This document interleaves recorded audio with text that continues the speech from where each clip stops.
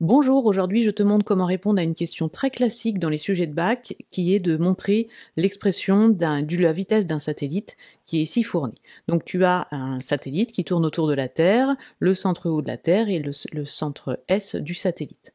Donc à l'aide de la deuxième loi de Newton que l'on va écrire, somme vectorielle des forces égale la masse du satellite fois le vecteur accélération, il faut que je retrouve cette expression. Alors il y a une méthode très précise qu'il faut suivre. Donc la force de gravitation qui agit sur le satellite est dirigée du satellite vers le centre O de la Terre.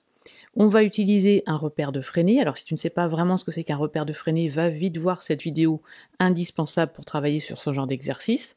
Donc tu as deux vecteurs unitaires, UN vers le centre de la Terre et UT qui est le vecteur tangent à la trajectoire du satellite, la trajectoire circulaire.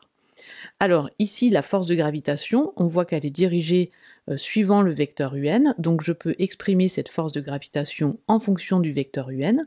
Donc je vais noter sa norme, G petit m la masse du satellite, grand M la masse de la Terre, divisé par la distance au carré, donc là je vais la noter OS carré, fois le vecteur unitaire UN égale m fois le vecteur accélération.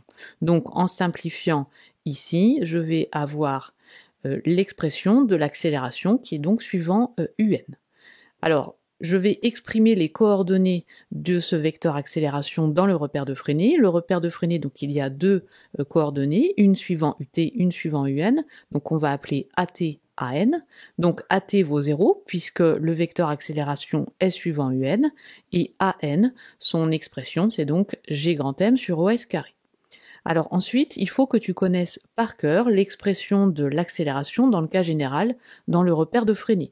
Et ça, tu peux pas y couper, il faut que tu les apprennes par cœur. Donc, dans le cas général, pour un mouvement curviligne, circulaire non uniforme, enfin, quel que soit le mouvement, l'accélération, ça sera toujours dans le repère de Fresnel, dv sur dt pour at et v au carré sur os pour an. Alors j'ai mis os parce que ici, la distance se note os, mais ça pourrait très bien être petit d, r plus h, enfin peu importe, dans l'exercice.